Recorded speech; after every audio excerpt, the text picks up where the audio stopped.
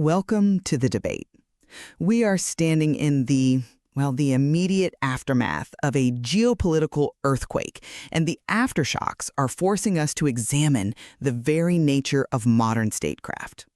To truly grasp the gravity of what we're looking at today, we really have to hold two profoundly different scenes in our minds. First, imagine the dead of night in Tehran. It's the early hours of February 28th, 2026.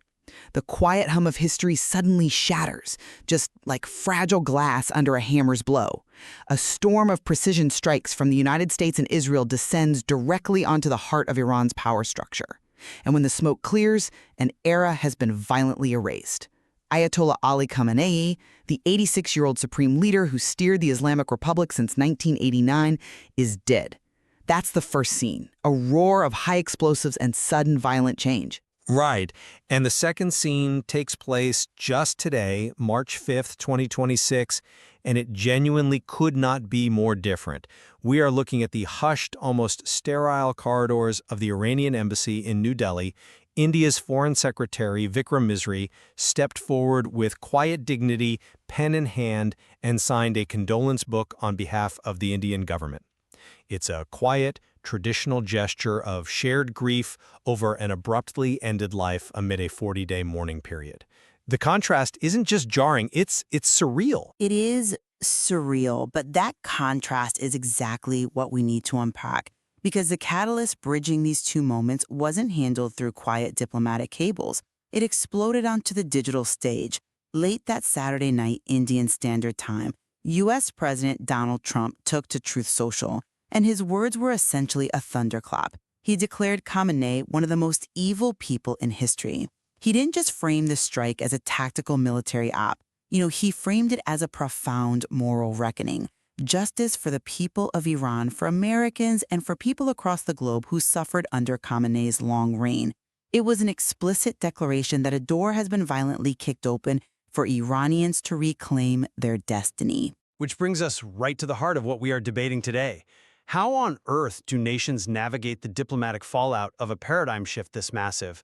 I look at Vikram Misri walking into that embassy today, and I see a profound miscalculation, extending traditional sympathies for a deeply polarizing, heavily sanctioned cleric, especially at a moment when we are seeing pockets of Iranian cities actively celebrating the strike, is an anachronistic move. It clings to a bygone era and fundamentally misreads the rapidly reshaping global chessboard. I see why you think that, but let me give you a different perspective. I view India's quiet condolence today not as a misstep, but as a masterclass in diplomatic pragmatism and strategic autonomy. When wars roar and the globe is swept up in the frenzy of instant digital outrage, sophisticated diplomacy absolutely must whisper. India's diplomatic machinery is executing a necessary, incredibly delicate tango right now. Ayatollah Khamenei wasn't just a fleeting politician, he was the cleric turned commander who had been the unyielding guardian of Iran's system for nearly 40 decades. India relies heavily on ancient historical ties and critical energy pipelines with Iran. And signing that book isn't an endorsement of Khamenei's regime, it is a vital placeholder to preserve back channels in a region poised on a knife's edge. Balancing security partnerships with the U.S. and Israel against regional energy ties requires the quiet dignity of acknowledging a power vacuum without joining the outrage machine. I'm sorry, but I just don't buy that. Let me tell you why. You cannot claim you're just holding a placeholder when the event itself fundamentally vaporizes the status quo. This was a violent, paradigm-shifting neutralization carried out by India's closest security partners. Signing a condolence book for a man who was just aggressively eliminated by the United States and Israel sends a deeply contradictory, incredibly weak message. We are talking about a leader whose entire tenure was defined by absolute defiance against the very global order India is currently trying to integrate into. By sending its top diplomat to trade whispers and handshakes in a hushed corridor, India's gesture completely misses the momentum of this historical rupture. Let's actually look at that physical act of diplomacy, though. You're suggesting that because the geopolitical map was just rewritten with high explosives, traditional diplomacy is suddenly obsolete. But I argue that India must be the adult in the room precisely because the globe is so quickly whipped into a frenzy. Imagine being Vikram Misri today. You're walking into an embassy where half the staff probably doesn't even know who their boss will be tomorrow. It wasn't a loud, scripted spectacle. It was a deliberate, quiet stroke of a pen.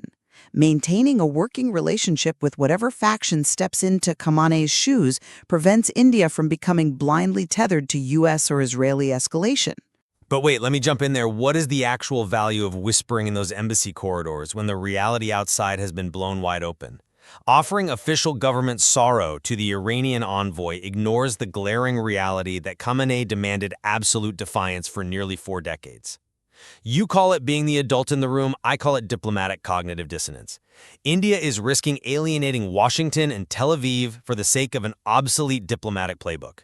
The Middle East of February 27th is gone forever.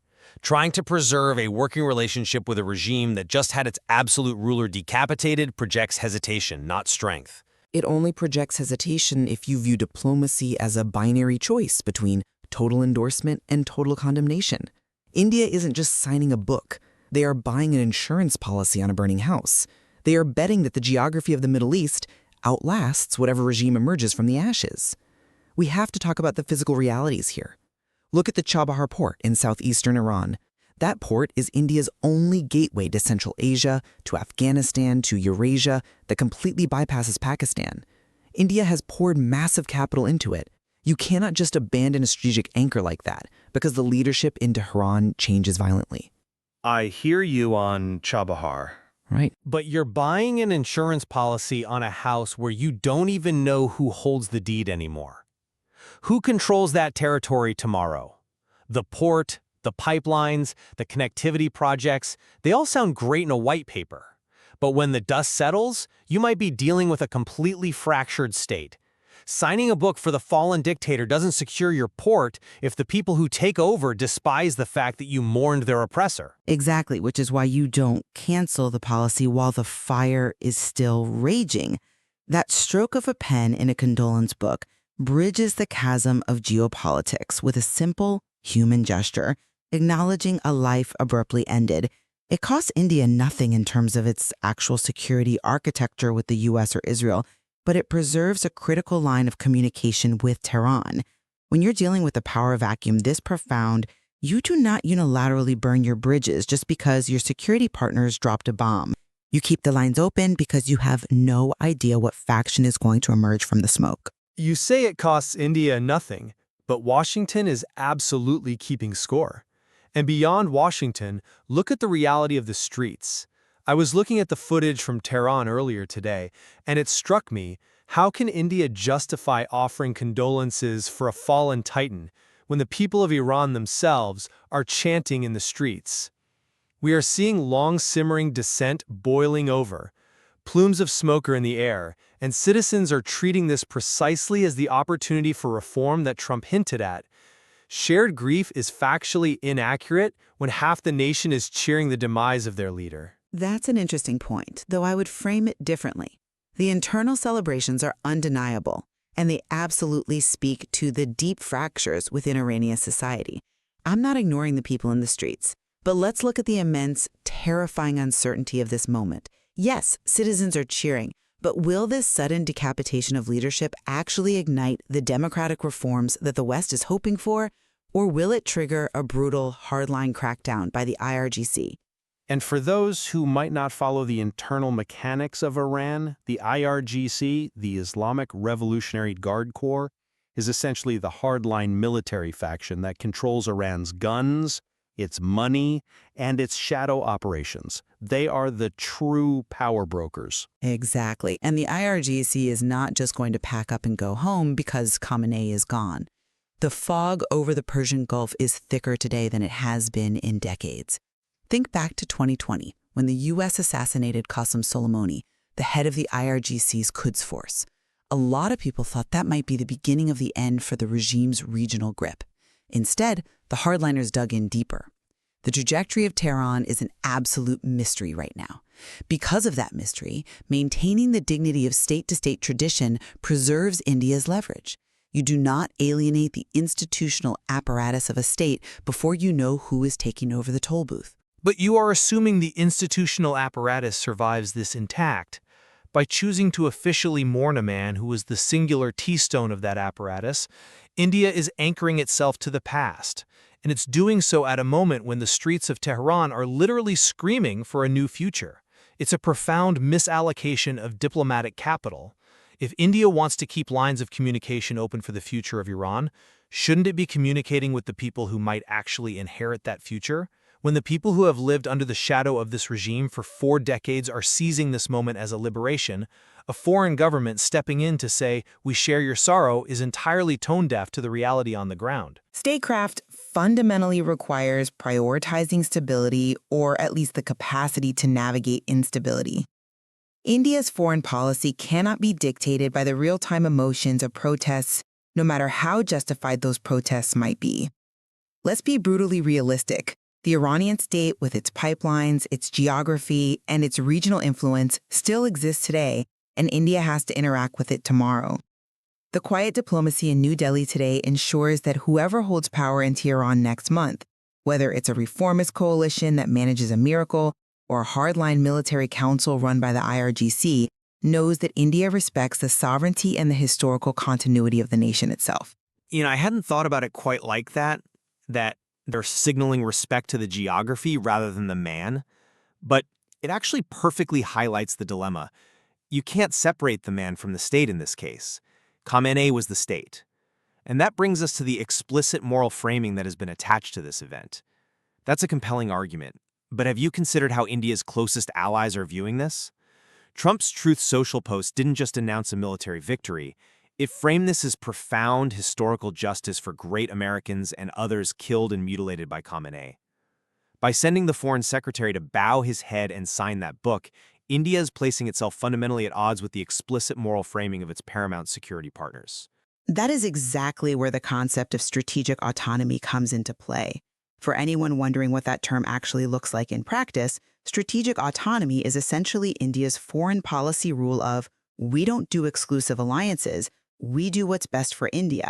It means absolutely refusing to adopt another nation's moral framework. That is the essence of sovereignty. Yes, the United States and Israel are critical security partners for India. India buys advanced defense tech from Israel and partners strategically with the U.S. in the Indo-Pacific. But those partnerships do not negate India's sovereign right to manage its own neighborhood. But managing your neighborhood shouldn't mean turning a blind eye to the actions of your partners. You call it strategic autonomy, I call it trying to have your cake and eat it too while the bakery's burning down. It's not about having your cake and eating it too. It's about recognizing that the precision strikes on February 28th were American and Israeli actions driven by their specific geopolitical imperatives and their specific moral frameworks. The diplomacy that follows on March 5th must be distinctly Indian. India did not have the luxury of viewing the Middle East purely through the lens of Washington or Tel Aviv. Look at a map. India is physically closer to the fallout, economically tethered to the region's energy outputs, and historically bound to its people. I understand the theory of strategic autonomy. I really do. But in practice, you cannot split this atom indefinitely. The assassination of a supreme leader who has ruled since the end of the Cold War is not a routine diplomatic hurdle. It is a massive neon line drawn in the sand by Washington and Tel Aviv. The strike was a reckoning. When the smoke clears from a strike like this, world capitals are scrambling to decode what comes next. Yes, but they are also being forced to choose how they engage with the new reality. India's decision to quietly walk into that embassy and offer traditional sympathies signals to its allies that its commitment to the new security architecture of the region is conditional. It looks like India is trying to compartmentalize in a moment that demands absolute clarity. India's purpose is national interest and regional stability. It is entirely possible and frankly necessary to be a reliable security partner to the West while maintaining independent diplomatic channels with adversaries of the West. In fact, one could argue that having a major democratic power like India maintain a functional, respectful dialogue with Tehran right now is highly beneficial to global stability. If all communication breaks down, if every nation adopts the absolute zero-sum posture of the strike itself, the risk of a wider regional conflagration increases exponentially. India's quiet tribute is a shock absorber in a system that has just taken a massive kinetic hit. A shock absorber or a blindfold. You keep framing this as a sophisticated preservation of back channels. But look at the sheer scale of what Khamenei represented. He was the architect of a vast network of shadow conflicts across the entire Middle East. He steered a nation through brutal internal crackdowns and devastating international sanctions. His removal is being celebrated by the very people who suffered under him. To suggest that signing a condolence book for this specific figure is just standard statecraft strips the act of its profound political weight. Words written in a condolence book by a foreign secretary are an official state record. They legitimize the grief of a regime that is currently fighting for its life against its own people and against international adversaries. They legitimize the shared humanity of loss, which is the foundational grammar of diplomacy. You strip away that grammar, and you are left with nothing but the language of force.